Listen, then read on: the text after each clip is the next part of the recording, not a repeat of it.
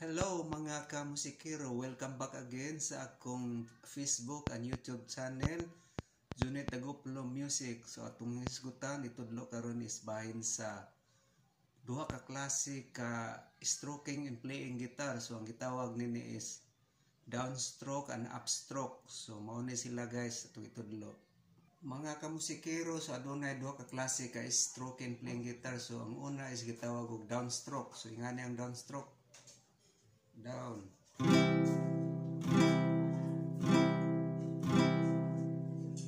Then ini gamit sa pick i-slant atong pick slant slanting position. Then ang ikaduha is upstroke. So nga ni upstroke. Up.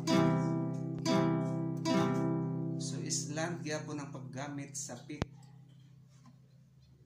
Slant. So mo to guys, duha ka klase, downstroke and upstroke. Mga kamusikero, kung giganahan kamo sa akong video o aduna kamo nakatunan niini, please don't forget to follow and subscribe my channel.